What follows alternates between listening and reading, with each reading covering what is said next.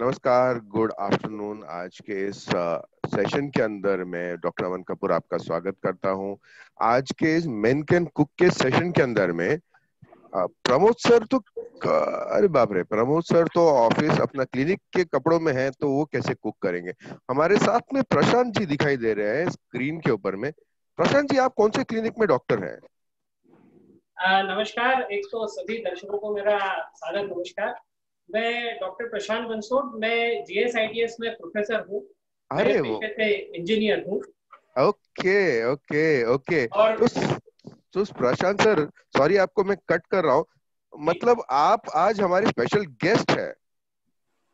Ji sir. Okay okay okay okay.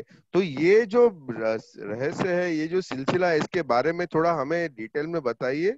Over to Pramod sir, Sneha ma'am and Prashant sir. Prashant Bansod sir, आपका हार्दिक स्वागत करते हैं हम आज के इस सेशन के अंदर में। हमारे लिए एक सरप्राइज है to have you on the stage, और हमारे सारे दर्शकों को भी हम बताना चाहते हैं कि Prashant sir is one of our invited guest. Prashant sir के बारे में और डिटेल में बताएंगे, तो प्रमोद सर जरा प्लीज। यस, तो प्रमोद सर को हैंड ओवर करने के पहले गुड आफ्टरनून एवरीवन। सो आज का हमारा जो जो सेशन है वो है मेन कैन कुक। और फिर हमने सोचा कि हमारे सब में कुछ ना कुछ कुकिंग के लिए पैशन रहता है, कुकिंग करने की इच्छा रहती है। तो आज हमारे साथ जो ज्वाइन हुए हैं गेस्ट, ये हमारे एक बहुत सारे क्लिनिक में से एक क्लिनिक के पेशेंट है जो हमारे लिए रेसिपी दिखाने वाले हैं। सो आज का हमारा मेन कैन कुक काफी स्पेशल है। तो इनके बारे में और जानकारी जो देने वाले हैं वो है Pramod sir. So Pramod sir, I am handing over to you. आप इनके बारे में कुछ बताइए, इनके जर्नी के बारे में कुछ बताइए। सभी को नमस्कार। मैं डॉक्टर प्रमोद चौहान आप सभी लोगों का स्वागत करता हूँ, और डॉक्टर प्रशांत बंसोड़ सर, आपका भी बहुत बहुत स्वागत है इस मेन कैन कुक प्रोग्राम में। तो जैसे जब स्नेहा मैडम से बात हुई कि हम कुछ नया कॉन्सेप्ट लेके आ रहे हैं, तो मेन कैन कुक का कॉन्सेप्ट जब मैडम ने कहा, तो I think first session main can cook का मैंने ही लिया था। और वो लेने के बाद जब स्नेहा मैडम से डिस्कशन हुआ, तब पता चला कि यस यार, जो लोगों को इंटरेस्ट है, there are many people who are a good chef. Basically हम देखते हैं कि हमेशा सिर्फ फीमेल्स ही खाना नहीं बनाती, तो हमारे बड़े बड़े जो शेफ है, विष्णु मनोहर जी है, संजीव कपूर जी है, ये सब मेल्स है। तो मेल्स भी इसमें बहुत बेहतरीन खाना बना सकते हैं। तो जब हम आगे गए तब पता चला कि जब हम डाइट के बारे में बात करते हैं, स्नेहा मैडम आज हमारे डाइटिशियन है, चीफ डाइटिशियन मैडम है, तो मैडम मुझे हमेशा लगता है कि डाइट ये जो है ना, ये खुद के इंटरेस्ट से लेने वाली चीज है। किसी को भी ऐसा थोपना, अगर डाइट को थोप के अगर हमने फॉलो किया तो वो इजीली फॉलो नहीं होता। तो मुझे हमेशा लगता है कि जो पेशेंट्स डाइट को प्रॉपर फॉलो करके अपना डिसीज रिवर्स करते हैं, उनको सचमुच डाइट में कुछ इंटरेस्ट होता है, जिस वजह से वो फॉलो करते हैं। और उसी में से हमारे डॉक्टर प्रशांत बंसोड़ सर है, जो आज हमारे साथ उपस्थित है। इनकी और मेरी मुलाकात हमारे एक क्लिनिक में, माधोबाग के इंदौर के क्लिनिक में उनकी मुलाकात हुई थी। जब पहली बार मुलाकात हुई तब मुझे उनके बारे में पूरा पता नहीं था, लेकिन वो कोई थोड़ी सी हार्ट की मेडिकल इश्यूज लेके आए थे। लेकिन जब मैंने उनके साथ डिस्कस किया तब पता चला he has done PhD in 2D echo, मतलब हार्ट के जो इन्वेस्टिगेशंस होते हैं उसमें खुद मास्टर है प्रशांत बंसोड़ सर। सो उनके साथ बहुत अच्छे बॉन्डिंग हो गए, और एक दिन सर ने और मैडम ने हमें घर पे इनवाइट किया था, विद फैमिली डिनर के लिए इनवाइट किया था। और जाने के बाद मुझे सबसे आश्चर्य क्या लगा कि मैं घर पे जाने के बाद सर ने खुद इंटरेस्ट से किचन में जाके गरम गरम चीजें एक एक बना के हमें परोस रहे थे, मैडम गरम गरम चीजें बना के परोस रहे थे। इट शोड दैट कि he had good interest in diet. तो प्रशांत सर, मैं आपसे पूछना चाहूंगा कि ये खाना बनाना या किचन में का जो इंटरेस्ट, ये कैसे आप में ये आ गया, या कहाँ से इसकी शुरुआत हुई? इसका ऐसा हुआ कि पहले हम जब खंडवा में रहते थे तो मैं मेरी मदर को देखता था, वो कुछ कुछ डिशेस बनाती थी। बाद में मेरी भी इच्छा होती थी, लेकिन तब मैं छोटा था, तो मदर बोलती थी नहीं दूर हट जा, तेल उड़ेगा या घी उड़ेगा, दूर हो जा। लेकिन जब थोड़ा बड़ा हुआ तो उन्होंने छोटा छोटा काम मुझे दिया कि चलो ये आटा गूंद के देख, या ये चकली जो है ये डाल के देख कि तेरे को जमती है क्या। तो इस तरह से मेरे को थोड़ा सा इंटरेस्ट डेवलप हुआ। उसके बाद में मैरिज होने के बाद में मैंने देखा कि पत्नी के साथ में एक ब्लू डायरी आई हुई है। तो मुझे बहुत कुतूहल लगता था कि वो ब्लू डायरी क्या है, क्योंकि वो हमेशा उसमें उठा के देखती थी और उसमें अनगिनत रेसिपियां थी जो उसने बहुत मेहनत से इतने बचपन से शायद लिखी होगी, और उसमें सब प्रपोर्शंस लिखे रहते थे, और वो डायरी लेके रोज एक न एक डिश या सप्ताह में एक डिश ऐसा बनाती थी। उसको मैं बनाते हुए देखता था तो मुझे भी ऐसा लगता था कि मुझे भी कुछ करना चाहिए, और इस तरह से मेरा इंटरेस्ट कुकिंग में जागृत हुआ। और मैंने उसके बाद में जो है चकली बनाना सीखा, चकली के आटे से लेके तो चकली बनाना, उसके बाद में श्रीखंड बनाना, उसके बाद में संक्रांति पे अपन जो तिल की वड़ी या तिल के लड्डू बनाते हैं वो है, उसके बाद में जो सीजनल चीजें हैं जैसे सीताफल रबड़ी हुई, उसके बाद में आम्रखंड हुआ आम के सीजन में। तो ऐसा मैं शौकिया तौर पे बनाने लगा, इसमें जरूर मेरे को राखी की बहुत मदद हुई, क्योंकि प्रपोर्शन आने में, सेट होने में अपने को टाइम लगता है, एक दो बार फिर वो टेस्ट आती है, तो उसके बाद में आपको समझ में आता है कि कितना प्रपोर्शन लेना। माधव बाग क्लिनिक का पेशेंट होने के बाद मैंने अब ये भी ध्यान देना शुरू किया है कि हेल्दी डाइट, क्योंकि मुझे ही मेरे डिजीज माधव बाग के संयोग से कंट्रोल करने हैं, तो मैं ऐसे अब डिशेस बनाऊं जो टेस्टी भी हो और जो हेल्दी भी हो और डिजीज कंट्रोल करने में सहायक भी। तो इस तरह से मेरा ये शौक अभी मैंने शुरू किया है और ये चल रहा है। ग्रेट ग्रेट ग्रेट सर, ये आपने जो बताया 100% हर सक्सेसफुल मेल के पीछे एक स्ट्रॉन्ग फीमेल, स्ट्रॉन्ग वुमन होती है। तो आज आपके इस कुकिंग के शौक को भी आगे परफेक्शनिस्ट, मिस्टर परफेक्ट करने में मैडम का बहुत बड़ा हाथ है, और वो आपको वैसे ही हेल्प कर रही है। बहुत बढ़िया चीज है ये सर आपने बताया कि जब आपने माधव बाग से जुड़े डाइट चालू किया तब डाइट की तरफ देखने का नजरिया थोड़ा सा आपका चेंज हुआ। तो वो जी मतलब लोग कहते हैं कि डाइट करना मतलब यार डाइट पे कंट्रोल रखना मतलब ये बहुत कठिन चीज होती है। तो आप डाइट की तरफ कैसे देखते हो? जब आप हार्ट डिसीज आपका रिवर्स किया आपने, तो आप डाइट की तरफ कैसे देखते हो? एक मिसकंसेप्ट जो बाकी लोगों में है, मेरे भी पीयर लोगों में है कि डाइट कंट्रोल करना मतलब भूखा रहना, लेकिन ये बिल्कुल भी नहीं है। माधव बाग जाने के बाद में मैंने ये पाया कि डाइट कंट्रोल मतलब भूखा रहना बिल्कुल भी नहीं है।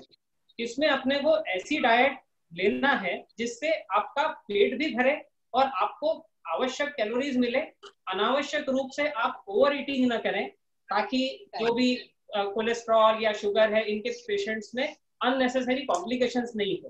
तो डाइट जो है, हेल्दी डाइट के बारे में माधव बाग क्लिनिक के बाद में मुझे पता लगा कि वहां पे बहुत से जो डाइट चार्ट दिए गए थे उसमें बिल्कुल भी ऐसा नहीं लगता है कि आपने खाना नहीं खाया है, आपने व्यवस्थित खाना खाया है, और उसके बावजूद भी आपकी कैलोरीज लिमिटेड है और आपने जो शरीर में जाना चाहिए एक पेशेंट के हिसाब से वो सब जा रहा है, ताकि आप रिकवरी की ओर बढ़ रहे हैं। उल्टा आप खुश होते हो, वो डाइट खा के आप हल्का महसूस करते हो और you can control your disease proper.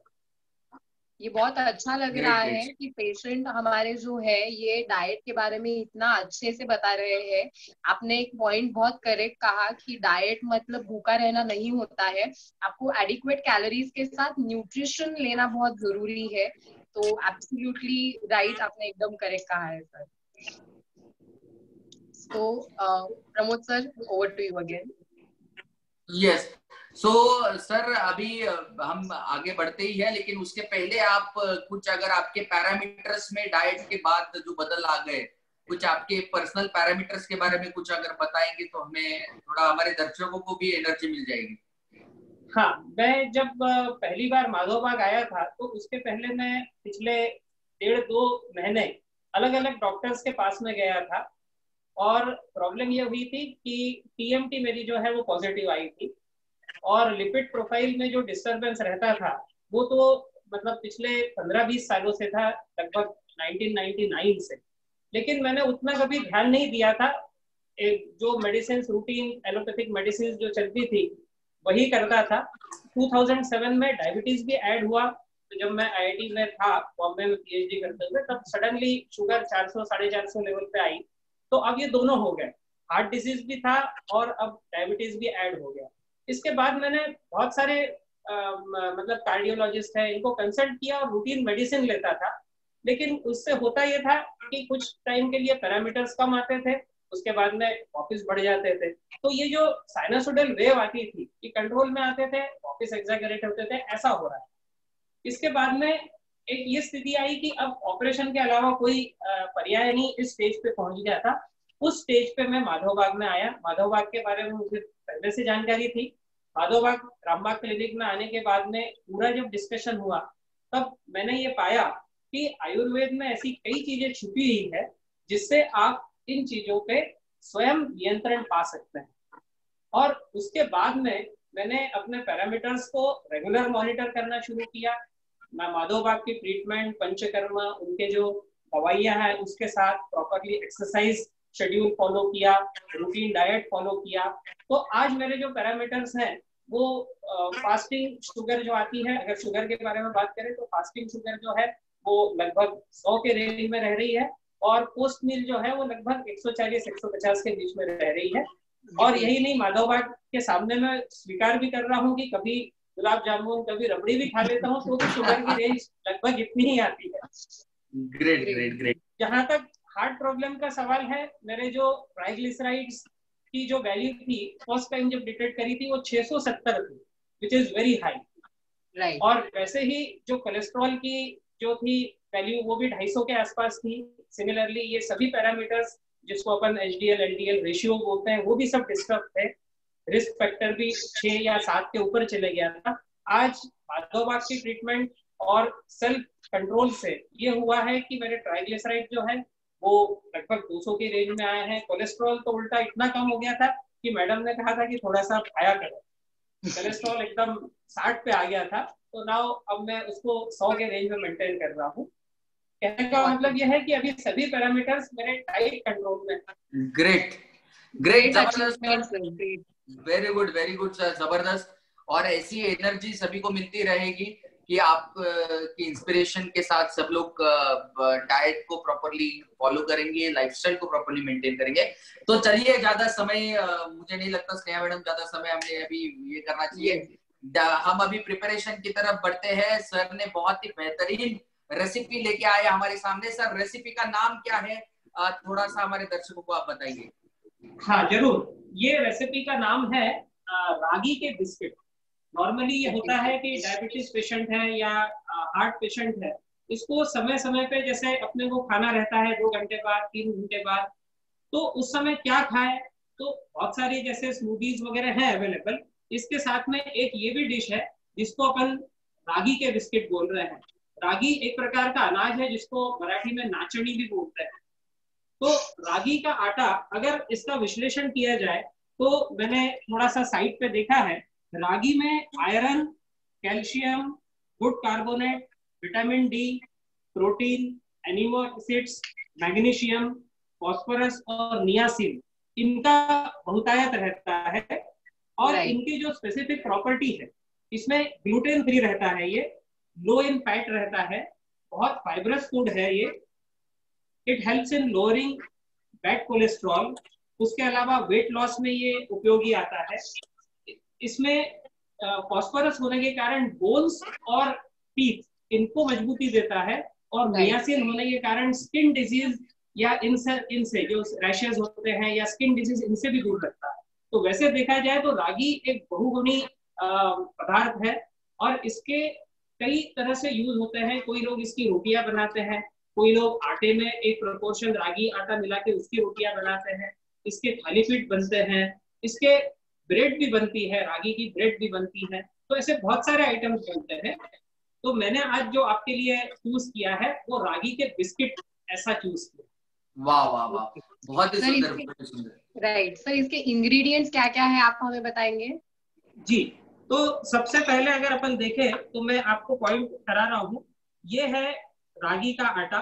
तो रागी के आटे को अपने को थोड़ा सा एक 5 से 10 मिनट के लिए हल्का सिम के ऊपर भूनना पड़ता है या सेकना पड़ता है। इससे थोड़ा सा इसका रंग जो है वो गुलाबी आ जाता है, हल्का गुलाबी आने तक इसको सेकना है। थोड़ा सा जूम करेंगे या उसको नजदीक लेके आएंगे sir? Yes yes yes, thank you. ये जो है ये रागी का आटा है, इसको 5 मिनट सिम के ऊपर अपन को सेकना है ताकि ये गुलाबी सा हो जाए। Perfect perfect. ये पहला इंग्रेडिएंट है। इसमें दूसरा इंग्रेडिएंट जो है ये अपना सादा गेहूं का आटा है, और गेहूं का आटा अगर नहीं डालना है तो अपन ओट्स का आटा भी डाल सकते हैं जो अधिक पौष्टिक रहता है। तो चूंकि लॉकडाउन के कारण अभी मेरे पास में ओट्स अवेलेबल नहीं थे, इसलिए मैंने गेहूं का आटा इसमें यूज किया है। अदरवाइज ओट्स का आटा, इन दोनों का प्रोपोर्शन जो है, इन दोनों का प्रोपोर्शन है 1 कप। अपन कोई भी 1 कप ले लेते हैं तो उसी कप से अपने को रागी आटा लेना है, और उसी कप से अपने को जो ओट्स का आटा है या फिर अभी अपन ने जो सादा गेहूं का आटा लिया है ये लिया है, तो ये सेम प्रोपोर्शन में होना चाहिए। Okay sir. इसमें तीसरा इंग्रेडिएंट है, ये है गुड़ की शक्कर। जो अपना घर में अपने को गुड़ मिलता है उसको अगर अपन पीस ले और थोड़ी देर अपन धूप में रखें तो उसके बाद में वो बहुत भुरभुरा हो जाता है, ब्रिटल हो जाता है, और उसके बाद में अपन उसको भले ही मिक्सर में से निकाले या थोड़ा सा कूट ले तो उसकी इस तरह से फाइन शुगर बन जाती है। ये ज्यादा अपने को यूज नहीं करना है, अपन शक्कर की जगह गुड़ यूज करने वाले हैं जो कि थोड़ी सी शक्कर के मुकाबले बेहतर है। तो ये है गुड़ की शुगर, ये तीसरा इंग्रेडिएंट है। सर यहाँ पे मैं आपको 1 मिनट रोक रही हूँ। यहाँ पे जो पेशेंट्स अभी हमारे सेशन देख रहे हैं जिनको डायबिटीज है स्पेशली, उनको ये ध्यान में रखना है, अगर आपके शुगर फ्लक्चुएटिंग है तो ये जो बिस्किट्स है इसकी आप रेसिपी लिख के रखिए, और जब शुगर्स कंट्रोल में आएंगे आपके एकदम नॉर्मल कंट्रोल में, तभी ही ये रेसिपी आपको इंक्लूड करनी है। और जैसे सर ने यहाँ पे अभी हमें एक ऑप्शन बताया कि शक्कर को आप गुड़ से रिप्लेस करते हैं, तो आपको यहाँ पे स्टीविया यूज कर सकते हैं जो हमारे माधुबा की क्लिनिक्स में अवेलेबल है, जो एक नेचुरल स्वीटनर है और जिससे शुगर भी कंट्रोल होगा, और जो 0 कैलोरी है तो ये ज्यादा बेनिफिशियल रहेगा। सो स्पेशली डायबिटिक पेशेंट्स ये प्लीज ध्यान में रखिए, अगर आपके शुगर फ्लक्चुएटिंग है तो रागी उतना ही शुगर बढ़ाएगा जितना आपका गेहूं बढ़ाने वाला है। तो जब आपका डाइट किट खत्म हो जाए, जब आपका शुगर टोटली कंट्रोल हो जाए, आप रिवर्सल के पाथ में है, तभी ये आपको इंक्लूड करना जरूरी है। Over to doctor Prashant sir. बिल्कुल, मैं ये मेंशन भी करने वाला था, क्योंकि ये जो शुगर, ये जो अपन ने गुड़ की शक्कर ली है, ये इसीलिए ली है कि अभी लॉकडाउन के कारण मेरे पास में नेचुरल स्वीटनर नहीं है, नहीं तो नेचुरल स्वीटनर डाला जा सकता है इसमें। yes. इसके बाद का इंग्रेडिएंट है एकदम 1 पिंच अपने को जो खाने का सोडा है वो लगेगा, 1 पिंच छोटा सा। yes. इसके बाद में ये नेक्स्ट इंग्रेडिएंट है, ये है दालचीनी की पाउडर। दालचीनी के अपने और गुण है तो सर आपको बताएंगे, तो 1 पिंच अपने को दालचीनी की पाउडर ये लगती है। राइट। नेक्स्ट ये है, ये जो रोस्टेड बादाम को आप थोड़ा सा सेक ले, उसके बाद में इसको या तो थोड़ा कूट ले या मिक्सर में से निकाल ले, तो ये जो बनता है ये बादाम का थोड़ा दरदरी ऐसा चूरा है, तो इससे टेस्ट भी आती है और थोड़ी सी इसकी वैल्यू भी बढ़ती है, टेस्ट भी अच्छी आती है। इसके अलावा इसमें लास्ट आइटम जो है जी, अपने ये कॉम्बिनेशन जो लिए हैं ये काफी अच्छे लिए हैं। अदरवाइज ये बहुत ही अच्छा हेल्दी ऑप्शन है, बिकॉज आपने जैसे पहले बताया कि नाचनी है, सो नाचनी के बहुत सारे गुणधर्म है, आप इसमें दालचीनी ऐड कर रहे हो तो दालचीनी का भी एक नेचुरल उसके जो बेनिफिट है वो मिलने वाले हैं, और इसके साथ आप बादाम भी ऐड कर रहे हो। सो ये प्रोटीन और कैल्शियम का गुड प्रोटीन और कार्बोहाइड्रेट का गुड कॉम्बिनेशन है। सो हेल्दी इंडिविजुअल्स, छोटे बच्चे, अडल्ट्स जो रहेंगे उनके लिए काफी अच्छा ऑप्शन आप बता रहे हैं। एब्सोल्युटली मैडम, वही कहने वाला था कि बच्चे आजकल ज्यादा बिस्किट्स यूज खाने को उनको लगते हैं सुबह सुबह, और हम देखते हैं कि ज्यादा लोग मैदे के बिस्किट्स बच्चे खाते हैं, तो उसका जो रिप्लेसमेंट है I think it will be the very healthy food बच्चों के लिए भी हो सकता है। सर प्लीज लास्ट इंग्रेडिएंट कुछ आप बता रहे थे सर। इसके बाद इसमें लास्ट इंग्रेडिएंट है, ये थोड़ा सा बाइंडिंग एजेंट है, ये अपना घी है। इसमें आजकल फैट फ्री भी आते हैं, नेचुरेट जो करके आते हैं वो भी अपन यूज करते हैं। तो अब इसकी बनाने की विधि ऐसी है कि अपन ने एक कोई मेजर के लिए जो कप लिया है, इतना कप अपन रागी का आटा लेंगे, ये मैं इस बाउल में बता रहा हूँ। इस रागी के आटे को मैंने ये छन्नी में डाल दिया है। उसके बाद में ये ओट्स का आटा या सादा आटा उसी मेजर से ये भी हमने इसमें डाल दिया है। इसके बाद में इसमें एक पिंच जो सोडा है, एकदम थोड़ा सा लगता है, ये हमने डाल दिया है। और वैसे ही हमने दालचीनी, एक पिंच ये जो दालचीनी का है ये भी इसमें डाल दिया। ये होने के बाद में हम इसको अच्छे से छान लेंगे। इसमें छानना इसलिए जरूरी है क्योंकि आपके जब बिस्किट बेक होते रहेंगे तो उसमें कोई किसी भी प्रकार के कण, मोटे कण नहीं रहे, ताकि वो अच्छी से फूल पाए, इसलिए हम इसको छान लेते हैं।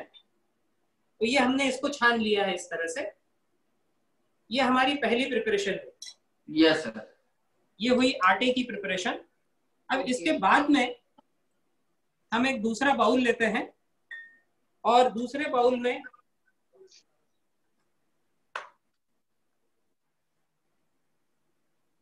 ये जो गुड़ की शुगर है ये हमने अपने टेस्ट के अनुसार ली।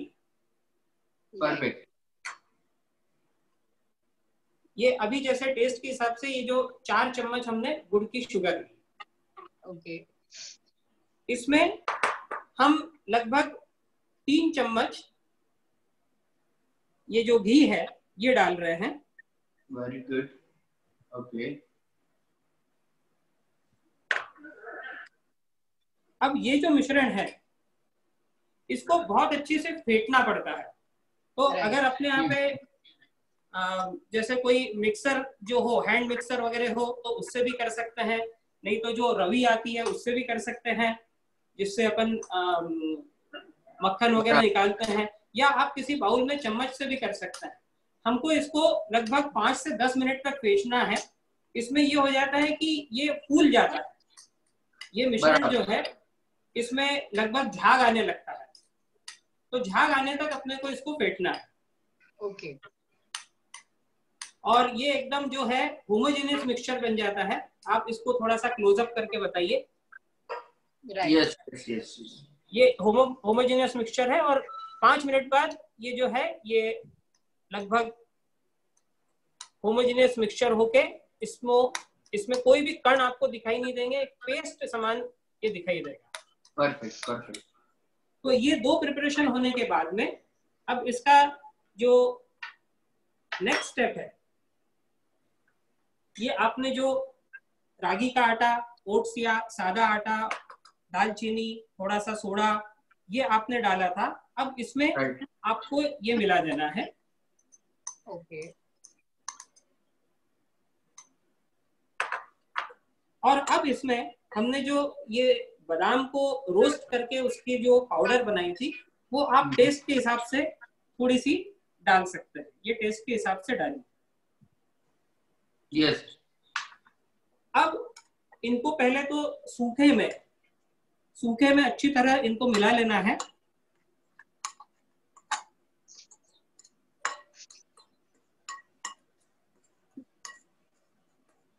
अब इसके बाद में क्योंकि हमको इसके बिस्किट बनाना है, इसलिए इसको अपने को आटे की तरह गूंथना है। आटे की तरह गूंथने के लिए अब हम पानी का इस्तेमाल नहीं करेंगे, हम 2-3 चम्मच 4 चम्मच दूध का इस्तेमाल करेंगे। ओके। तो आप इसे नॉर्मल हम जैसे गेहूं के आटे या कोई भी चपाती के लिए आटा गूंथते हैं उस तरीके से ही गूंथने वाले हैं। उस तरीके से ही गूंथने वाले हैं। इसमें हमको ध्यान रखना है कि आटा थोड़ा सा कट्ठा हो। ओके। है ना, बहुत ज्यादा ऐसा मुलायम आटा नहीं होना है, थोड़ा सा कट्ठा गूंथना है हमको। ओके। सो ये ध्यान में रखिए, ये इम्पोर्टेंट स्टेप है बिस्किट बनाने के समय। आपको जो आटा गूंदना है वो एकदम पतला नहीं रहेगा, वो थोड़ा सा हार्ड डो होना चाहिए, सो जिससे आप बिस्किट का शेप उन्हें अच्छे से दे सकते हैं। बिस्किट का शेप दे सकते हैं। और ये जो गूंथने के ऊपर आपका टाइम भी डिपेंड करेगा और कितने क्रिस्पी बनना है वो भी आपके गूंथने के ऊपर डिपेंड करेगा। राइट। तो यहाँ पे जैसे हम माधोबाग में रेकमेंड करते हैं कि आपको दूध के पदार्थ भी नहीं लेने हैं। सो डायबिटिक है, हार्ट डिसीज है, इवन वजन आपका बढ़ा है या फिर ब्लड प्रेशर है, तो इन दिस सिचुएशन आप यहाँ पे सोया मिल्क है या फिर आलमंड मिल्क है, कैशू मिल्क है, ये भी इसे रिप्लेस करके यूज कर सकते हैं। इससे टेस्ट भी एनहांस होगा और ये सेम जो मिल्क का अभी काम गूंदने के लिए हेल्प कर रहा है वो इससे हो जाएगा। बिल्कुल, इसकी जगह सोया मिल्क ले सकते हैं।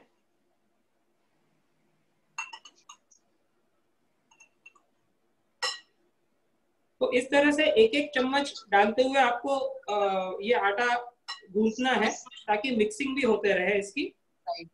सर आप बहुत ही अच्छा ये सब हमें रेसिपी दिखा रहे हैं, बिकॉज बिस्किट बनाना ये बहुत ही स्किल का काम है। मतलब सबको ये नहीं जम पाता है। तो वेरी नाइस, बहुत अच्छा लग रहा है आप ये रेसिपी हमें दिखा रहे हैं।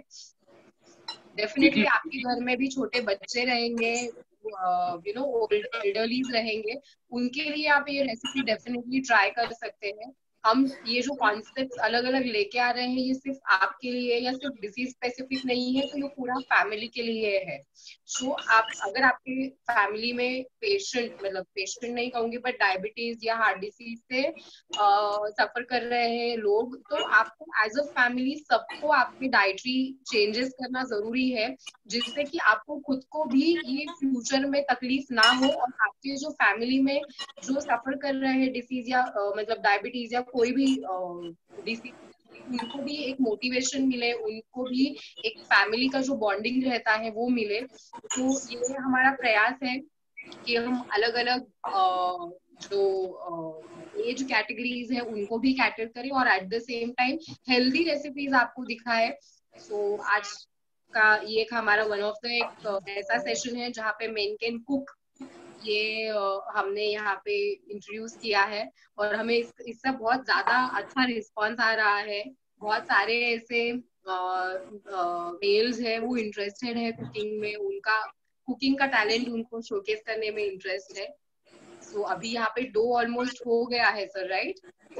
मैडम इसे ना मुझे लगता है men can cook biscuit also, ऐसा सेशन होना चाहिए, not only food items but जो regular snack items भी। और आपने सर जैसे पहले कहा कि जो वर्ल्ड क्लास शेफ्स है वो एक्चुअली सब मेन है। सो ऑल द मेन जो है वो ज्यादा अच्छा खाना बना सकते हैं और वो हमें आज दिख रहा है। मैंने लास्ट में कहा था मैडम, शायद हम संजीव कपूर नहीं हो सकते लेकिन घर के संजीव कपूर तो हो सकते हैं।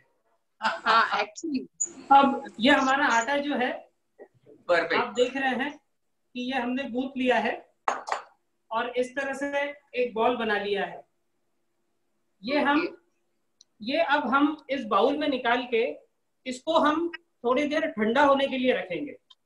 तो अगर हम घर पे फ्रीज है तो इसको फ्रीज में रख सकते हैं और 10 मिनट हमको रखना है ताकि इसमें ये सब चीजें जो हैं ये आपस में इनकी केमिकल बॉन्डिंग हो जाए। बराबर। तो मैं इसको फ्रीज में रख रहा हूँ।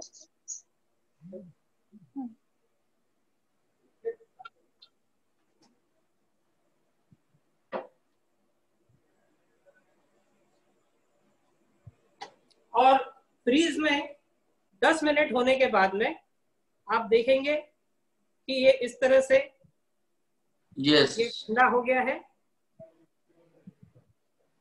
राइट।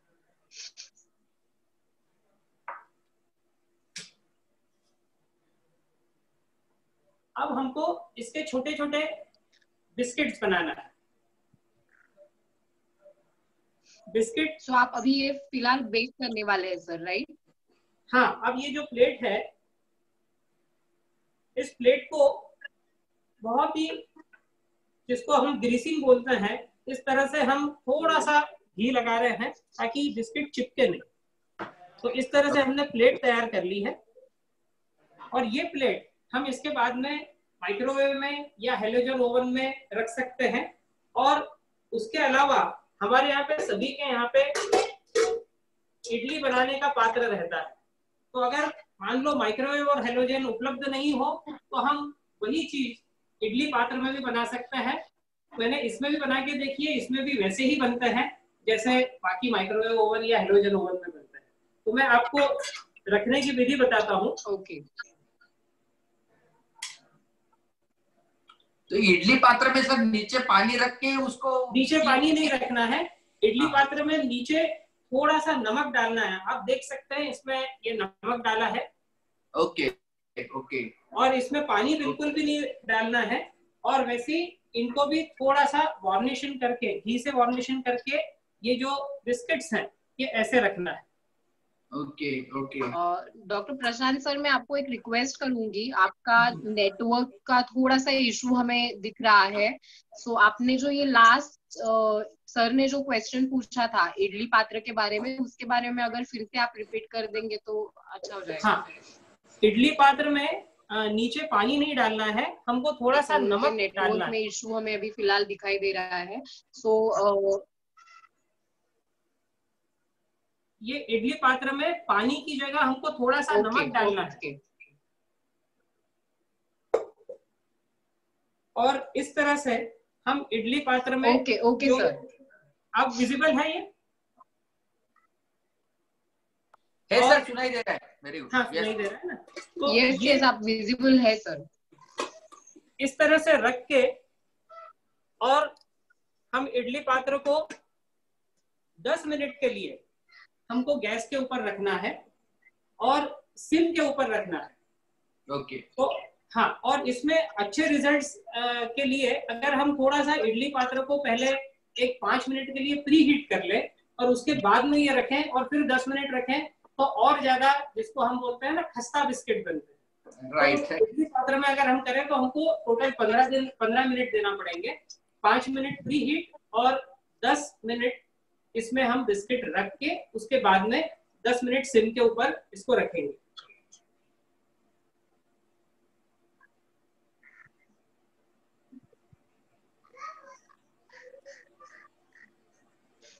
और अगर मान लो हमको हेलोजन ओवन या माइक्रोवेव अवेलेबल है तो हम इस तरह से इस प्लेट के ऊपर हम इसको अलग अलग शेप भी दे सकते हैं। राइट। ताकि अगर जिनके घर पे छोटे बच्चे हो तो उनको हम अलग अलग, इसके सांचे भी आते हैं बिस्किट बनाने के, तो आप अलग अलग हाथी घोड़े के भी शेप दे सकते हैं, फूल के शेप दे सकते हैं, जो बच्चों को पसंद है, ताकि वो उसको खाए। ये बहुत इंपॉर्टेंट है कि बच्चे ज्यादा डेकोरेटिव फूड को भी पसंद करते हैं। ऐसे अगर बिस्किट के स्टार, मून ऐसे अगर बना के दिए तो बच्चे और खुश हो जाएंगे। राइट, बिल्कुल, मेरा भी वही कहना था कि बच्चों को पसंद आते हैं। बराबर है। और ये भी सर ने बहुत बेहतरीन बताया कि अगर आपके पास ओवन नहीं है तो आप घर में इडली पात्र में भी, शायद मैं तो पहली बार सुन रहा हूँ कि इडली पात्र में भी हम बिस्किट्स बना सकते हैं। सो बहुत ही मतलब पूरा स्टडी करके सर एकदम रेडी है with recipe. Very good. Even यहाँ पे मैं एक ऐड करूंगी, इवन इडली पात्र नहीं है, अगर आपके पास नॉर्मल कुकर है तो कुकर का जो हमारा अंदर का गास्केट रहता है वो, और सीटी निकाल देना है। सेम उसमें नीचे नमक ऐड करके आपको पहले प्री हीट करना है 10 मिनट के लिए, और फिर उसे एक ऑलमोस्ट, जिसे कोई बिस्किट को 20 मिनट्स या 30 मिनट्स लगते हैं, तो उतना आपको रख के आपके बिस्किट बनाने हैं। सो आपको बहुत सारे ऑप्शंस है। अगर आपके पास ओवन नहीं है या माइक्रोवेव नहीं है तो ये 2 ऑप्शंस भी आप यूज कर सकते हैं। अब मैंने इसको प्लेट में रख दिए हैं, अब मैं इसको हेलोजन ओवन में रखने जा रहा हूँ। ओके।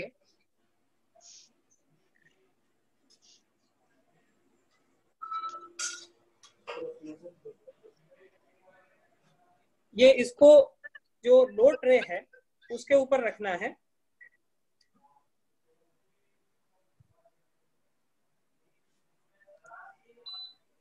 और इसका टेम्परेचर जो है वो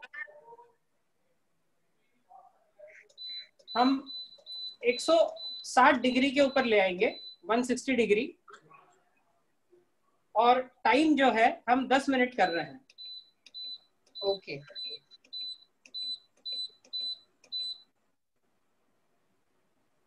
तो यही अगर हम माइक्रोवेव में रख रहे हैं तो उसका भी प्लीज आप टाइमिंग बता दीजिए कि कितने टाइम। माइक्रोवेव में भी सेम टेम्परेचर पे होता है।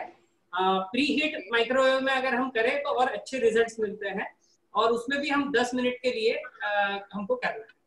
तो अब जैसे आप देख रहे हैं कि इसमें इनकी बेकिंग प्रोसेस जो है ये चालू हो गई है।